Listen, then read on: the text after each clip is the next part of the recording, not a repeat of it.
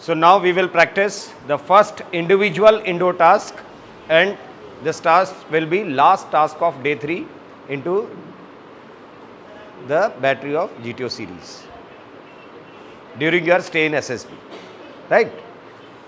What this test is, since you are sitting in semicircle, I will be sitting behind you. One by one, starting from right of your group, candidate will get up, he will collect a card from me. He will be going for a preparation of 2.5 minutes, and you can prepare behind this pillar. After 2.5 minutes, I will be giving single bell, warning for chest number 1. He will be coming back to me. He will be submitting his card to me. Will also inform me which topic he has selected. Now he will come in front of your group here. जब chest number 1 यहाँ आएंगे, chest number 2 will get up. He will collect his card. After 2.5 minutes, again a single bell, warning for chest number 1. He is left with 30 seconds. He can start concluding the lecturate. And warning for chest number 2, वो आकर के अपना card जमा करें और अपनी lecturette के लिए तैयार हो जाएं. After 30 seconds, double bell. Chest number 1 will stop speaking. He will come back to his chair. Chest number 2 will replace chest number 1. Chest number 3 will get up. He will collect the card and go for preparation. Right? Yes, sir. Shall we start now? Yes, sir.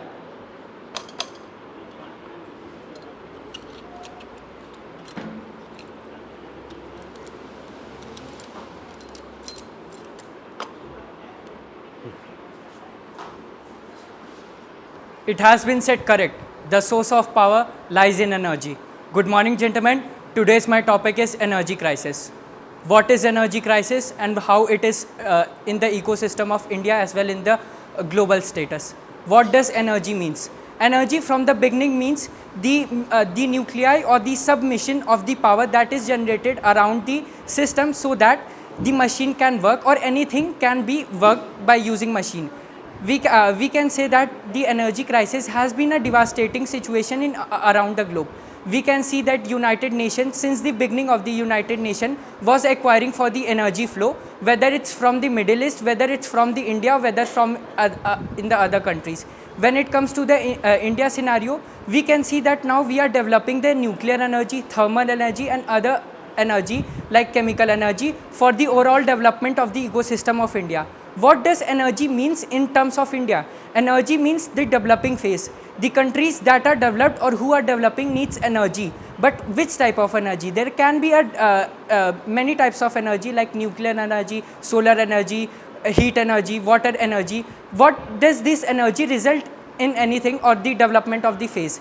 The energy provides the power that is used for the machinery work. Likewise, the solar energy provides us electricity. Also, the nuclear energy, which India is focusing on, will provide electricity to large amount of villages in India. Same as we are facing energy crisis. As of the world, we can say that United States or Japan or any other countries, whether it's Saudi Arab or whether it's China, they are focusing on the energy. But there is a limited source of energy because energy is given by the natural and energy cannot be made by man-made. But we are now focusing to make the energy by man-made, but it will take some time. So as of the growing market of the energy and revitalizing the India, we need proper energy resources like the lithium that was found in Jammu and Kashmir and other reserves that are found in Andaman and Nicobar will provide definitely a huge amount of energy scenario for the development of the industries. Also, energy help us to maintain the ecological imbalance with the nature also. Likewise, if we want to develop a city or we want to develop industries around the globe, we need the energy. But the crisis around the world is increasing day by day and it is affecting the humanitarian support also. For the expenditure of energy, we are destroying our crops, we are destroying our tree. So it is important to note that we should have a proper thing for the energy crisis. So I would like to conclude on my topic that energy crisis is foremost an important thing, so that we should come and global stage and talk about it. Thank you. As rightly said, the more we have to grow, the more we have to be educated. Good afternoon, gentlemen. I want to start my lecture topic on importance of education. What is education? Education does not is a single concept. It is all the mixture of physical, mental, and social education to a person. As the education start from the birth from the child, as his or her mother educates him about the life, and then the schooling give the another source of education. In school, we normally see the education only involves about the concepts of only physical education, but in school we also have to emphasize upon the education of the sports and education about many activities, as the government of India had also taken so much initiatives in implementing the various education, such as in sports, the Khelo India school games have been introduced, and co-curricular activities as the introduction of the NCCs from class 9 to 12th in the various government schemes. So we have seen that the education does not revolve about only one thing. And about the social education, we must trained about how to behave in the society and how to adapt with different surroundings from the school itself, from the surroundings and the people there. So from this I have to conclude my lecturate that to be educated, it does not simply means about learning the concepts of the book. Thank you. Good morning, gentlemen. Today's my lecture topic is the artificial intelligence. It is depend on us to how to use resources and the technologies to use it. It is used as a devastation of the humankind or to the benefit of the humankind. It is depend on us. So my topic is artificial intelligence. As we all know that the artificial intelligence become a critical role in our life. As we all know that in these we are using artificial intelligence as our daily need. It helps us to access most of the knowledge and most of the data from the other countries and other ecosystem. After that, we can access a lot of things of the artificial intelligence. There are a lot of artificial intelligence help in a different sector, in the education sector, in the defense sector, in the economic, or always in the government institutes. So the government is planning to introduce the artificial intelligence in the most of the sectors to improve the quality of work and most of the things. After that, we can say the artificial intelligence is a better way, but we are using it is also using in a wrong way to create a defensive systems, like to create a jet. It has no driver, so it will cause a lot of distractions in the both of the countries and create a huge devastation. After that, the artificial intelligence also have pros and cons. Most of things that the artificial intelligence is taking jobs of the most of the people in the world. As the artificial intelligence increase, most of the jobs people are gone. As we know that in the starting of the humanity, as the technology is introduced in the society, the jobs are disappeared and the people become unemployed. After that, when the artificial intelligence institute in the world, most of the people lost their jobs. I can give you an example that a Ram, a person who sells a coffee in a coffee shop, after the introduction of artificial intelligence in the coffee shop, the coffee is given already if you pay online. After that, the Ram has lost their job because of these issues. So he is depressed in his life and lost his hope. What he is doing in his life because he don't have other qualification. So for to improve this sector, we have to go into the sector like software development and the sector in which we can use of artificial intelligence, other software development. So we can go with the hand of the society and do something better for the society.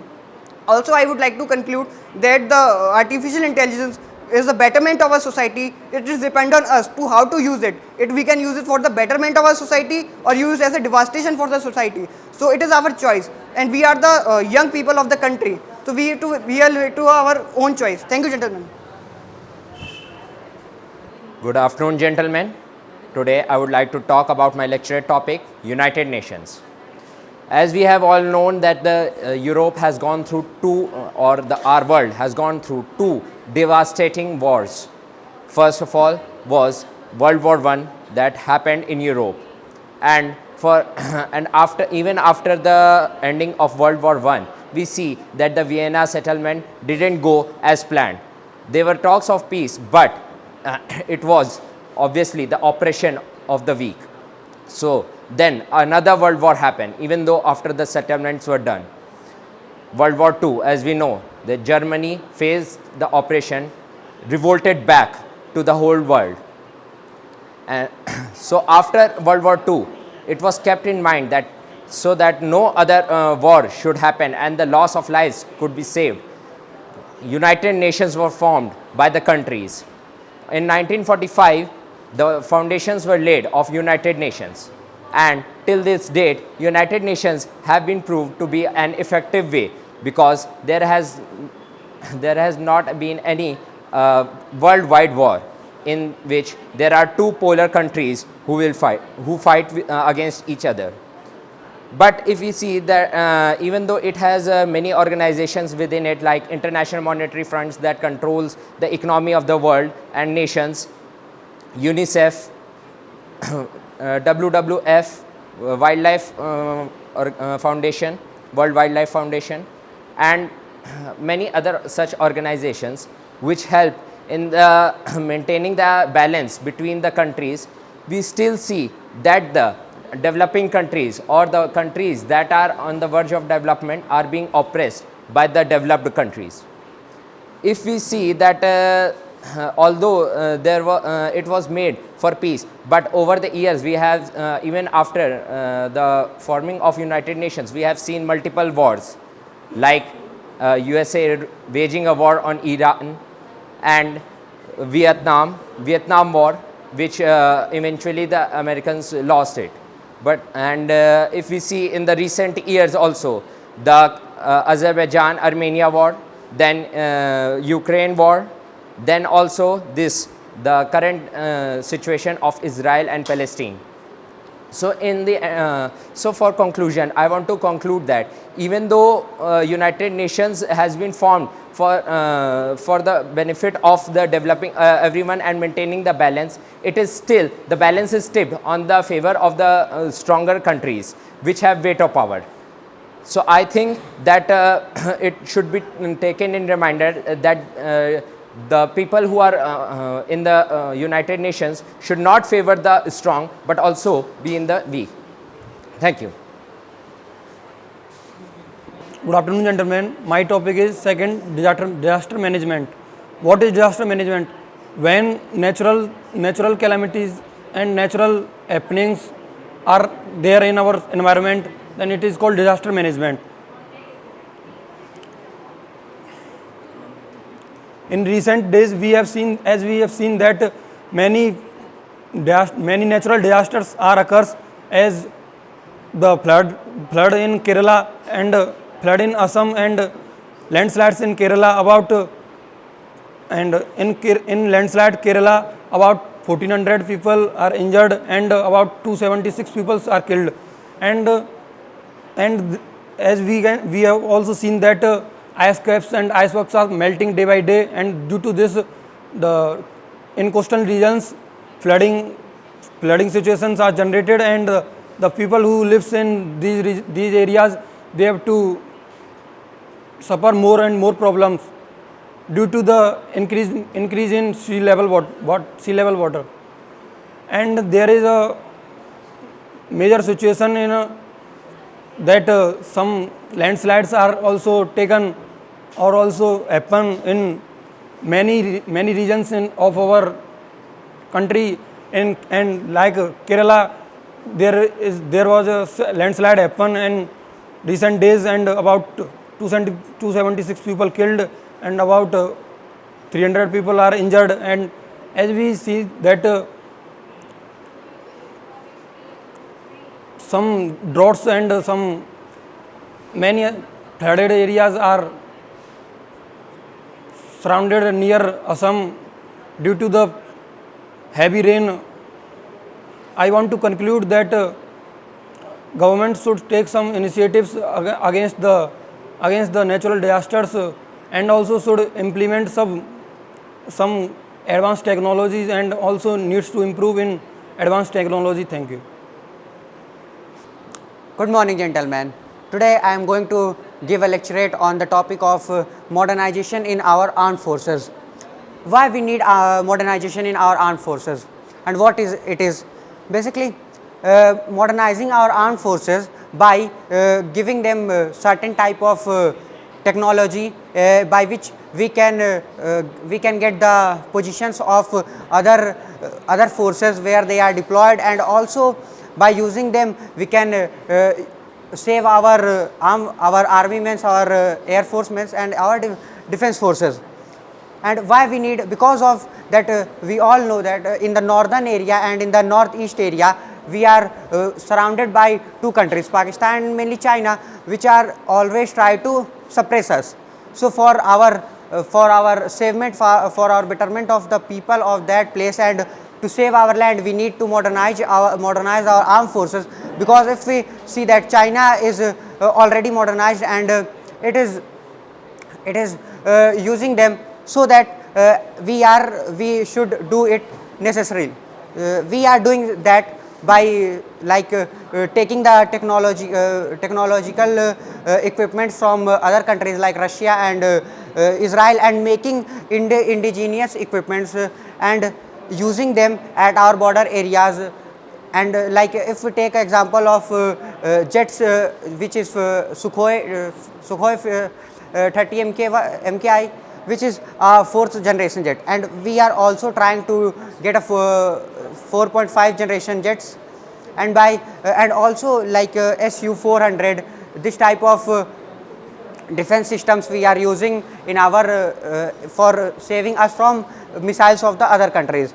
And for and other countries which are developed, like USA and China, are using technology, so we should also use technology, and also saving us from cyber attacks from the other countries, to save our civilians and also defensemen. That's why we are making internet personals, which we are using, and we can also use it against other countries to save us. And if we see that our country is a developing country, so more of the countries which are our neighbor wanting to suppress and want that we can't develop for their welfarement. So from this I would like to conclude my topic. We should modernize our armed forces by the use of satellites and other things like drones at our borders, and giving good equipments to our defense personnels, in which we are doing well. Thank you, gentlemen. Good afternoon, gentlemen. My lecture topic is social media. As we know, social media is a good platform for messaging and chatting with our friends. It is also beneficial for sending some information from one place to another via very small piece of work. Also, social media plays a huge role in implementing our education.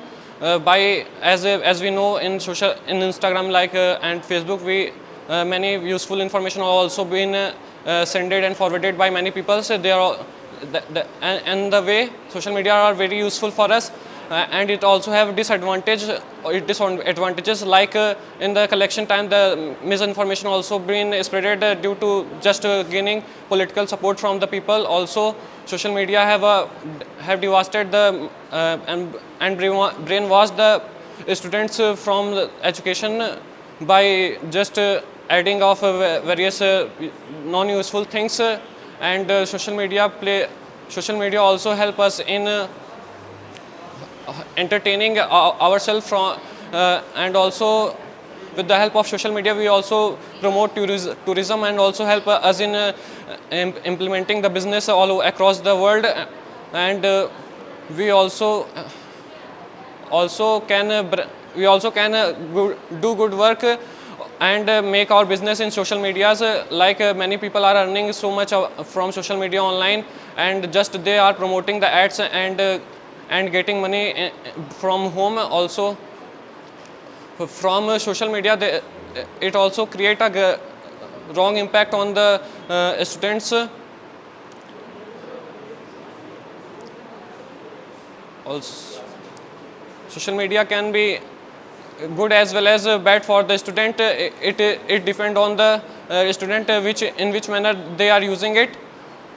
And I would like to conclude my topic that social media is a platform very useful for the student as well as many people and any type of person, but what they want, it's depend on that person, and it's totally responsible on that person. Thank you. Good morning, gentlemen. My lecture topic is Indo-Russia relation. India had been a strong relationship with USSR, and the same relation got irritated Russia later. Prime Minister Pandit Jawaharlal Nehru initiated the relation between India and Russia by visiting the Russia in 1955. In 1962 Indo-Sino War, Russia took a neutral stand that was highly objected by China, and also in 1971 Indo-Pak War, Russia favors India while US and China favors Pakistan. If we talk about in economic sector, India and Russia has targeted investment of $31 billion by 2025. India invested $13 billion in Russia, and also Russia invested $18 billion, and that was completed in 2018 before target, and then this target was increased by $50 billion. And if India imports like mineral oil and its distillation, and India exports tea, coffee, spices, and vehicle and its parts. And Russia is a best generous defense partner of India. Russia supplies many armed weapons to India, like tank T-91, Sukhoi 30, and in also launching of BrahMos missiles, Russia helped India. And India's first satellite Aryabhatta was launched by Russia's vehicle. India's first spaceman Rakesh Sharma also gone in space by Russia's vehicle model. Then we can conclude of our topic that Russia is your great friend of India, and Russia helped India in every situation. But we see from 2014 India inclination towards the US, also Russia increased inclination towards China, and this effect can be harm for India. Thank you. Good morning, gentlemen. Today's my lecture topic is education and its importance. Education is one of the most important part of our life.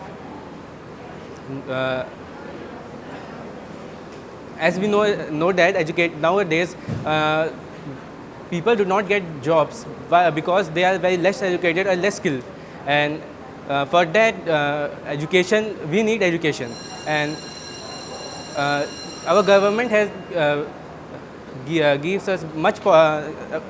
Our government had gives us a new policy in past year, which is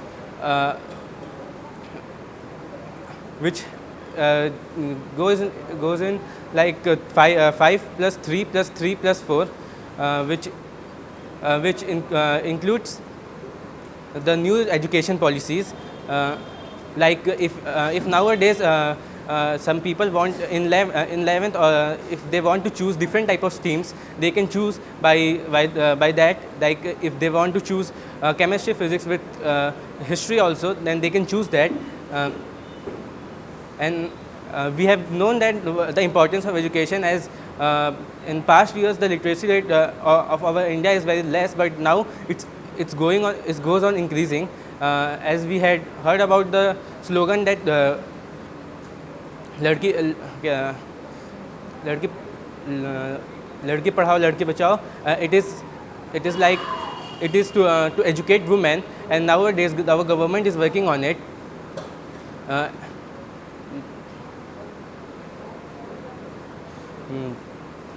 And education does not only means reading our books or reading our what is given in our book, but it also means to learn what is happening in our life and what is going on. It also includes what we learn in sports or what we learn in extracurricular activities, and I want to conclude my topic by saying that nowadays, if we want to get jobs or if we want to secure any job, we have to be more skilled and we have to be more educated. Thank you. Good morning, gentlemen. My lecture topic is e-vehicle. So what do we mean by e-vehicle? E-vehicle generally means the vehicle that is powered by electricity. So what are the benefits of e-vehicle that are currently we are using in our India? So the first and the foremost benefit of e-vehicle is that it reduces pollution. Secondly, it creates less noise, and thirdly, it is also very beneficial for the long term goals and it's battery powered. What are the ill effects that are used for the making of e-vehicles? E-vehicles generally are used for making lithium batteries. They are powered by lithium batteries. As we all know that the main power that is supplied by lithium batteries is we imported by Brazil. Brazil is through Brazil we import most of the lithium in our country. And lithium is also very harmful chemical that also if burnt releases fumes in the atmosphere. That is very harmful for the humankind. It also increases the cost and also many things. Thirdly, if we talk about the pros of the e-vehicle, we believe that government is also taking initiative for the launch of e-vehicles, because e-vehicle has many benefits in its own form.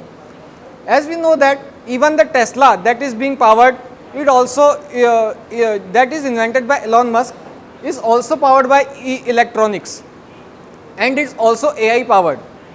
As you know that Tesla is one of the most powerful vehicle that has been invented till the date. It is powered by electricity. Thirdly, if we talk about electronic vehicles, government is also taking initiative and giving subsidies to the electronics vehicles and the scooties that are being introduced in the markets. Also, electronic vehicles, if dumped, may release very harmful fumes. Thirdly, electronic vehicles have a very long-term harmful effect, because once their battery is drained, they need a lot of production and lot of economic support that currently India is better in giving, but that we need. At last, I would like to give the conclusion that electronic vehicles are very beneficial for the Indian economy, but at last we should also keep in mind that it also has some ill effects of it. Also, e-vehicles can also be marketed and they can be produced so that each and every citizen of our country can use them at an ease. So this, I would like to conclude this my topic. Thank you very much. So good morning, gentlemen. I'm going to speak on the topic the mobile addiction amongst the youngsters. So as we all know that we are getting mobile phones as we are gone through the COVID era, and our teachers and parents all recommended us for go through the online education, and it is being easier for us for getting the education on that time. But the easy access of the distracting activities which can be easily accessed by the students have distracted them, so they are unable to properly focus on that on their studies. And as they are getting for studies alone, so they can be less effective in their studies. So if a student getting distracted while studying, so he can face many problems like short term memory, or likewise eyes problems, and can face many problems in their short-term memory loss, or can lead to mental illness, something, and can so to help him, we can focus on the on providing the parental apps like in phones, so that they can be addressed by their parents and can be controlled, and providing a proper timing allotted to their students, so they can do their studies, and giving more focus by the parents, so they can perform well in their studies, and by sending them in the ground, so they can be physically and mentally fit and can be more focused on their studies. And with the help of teachers can motivate as well to their students, so they can be more not getting that much distracted, but use the smartphone as their demands, and can utilize it as it is made for, and can do better, as we have seen that many of students, like after completion of corona also, the peoples who are in the village who are not getting the proper education, so they can also get from that. So I would like to conclude that getting the smartphone is good, but utilizing it properly is the main motive. Thank you. Good morning gentleman. As a great saying in India, पढ़ोगे लिखोगे तो होगे नवाब, खेलोगे कूदोगे तो होगे खराब. This was contradicted by our Olympics 2024 which is held in Paris. Now I will going to tell you, giving a lecturate upon Olympic. Good morning to all of you. My lecturate topic is Olympic 2024. This time the Olympic 2024 is going to be held in Paris. In the Olympic Games are usually held after an interval of 4 years, and in 2036 it will going in happen in India, which preparation has been started. The Olympics firstly started in 1896 in Greece. Now, as we also know that in the Olympics, India has won 3 bronze medals and going and approaching more medals. The first medal in Olympics Paris 2024 is won by Manu Bhaker, who has been in air shot, in gun shot. Also the second bronze medal was won by Swapnil, who was also in gun shot, and the third medal, bronze medal, which was won by both in the teaming. Olympics plays a very crucial role in representing any country. Like India, if India has won many medals, then it will make a great impact on the world about the academics and many other facilities, and the good concern and trust upon India over the world. India has also make many approaches, like it has also given in the budget that the allocation was also increased to support our playmen, like the bank provide them loans at the very low interest to promote the sports, and also many educational institute has also been made under the Pradhan Mantri Sports Yojana.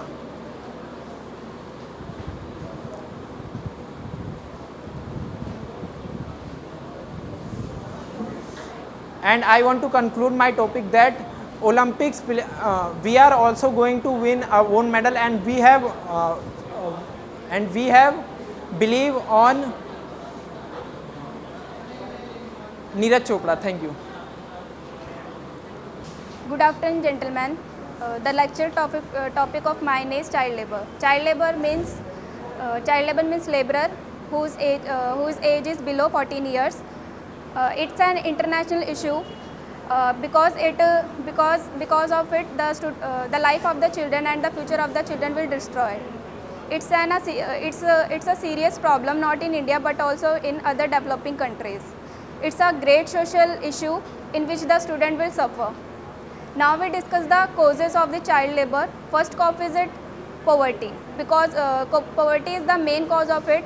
Because of it, the children who comes from a poor family do work to support their family financially and to increase their family income. They such works in a factories, farms, and other sectors. And the second cause of it is lack of education. As you know, most of the children could not get the opportunity to go to school, and when students are uneducated, they have limited future opportunities, and then they prefer to work instead of education. Unawareness of the parents. Some parents are unaware about the mental, physical and psychological health issues. Now we discuss the consequences of the child labor. First is health risk. The children suffering from the health issues, they suffering from such mental and physical abuse, resulted in they suffering from injuries and other developmental growth. Next one is deprivation of education. When children was working, they are uneducated, and because of it they have limited future opportunities. The last one is poverty and inequality. It keeps family trapped in a cycle of poverty. Now we discuss the solution of the child labor. The child labor laws need to be strictly ensured by the government. An increase in employment opportunities for the adults. It helps to overcome the problem of the poverty as well as child labor.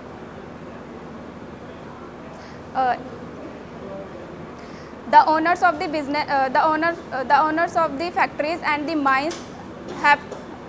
I want to conclude my topic that child labor is very harmful. That it affects the mental and physically growth of the children. So we have to ensure the parents. So we have to ensure and aware to the parents, students, and society, so that we overcome upon it. Thank you.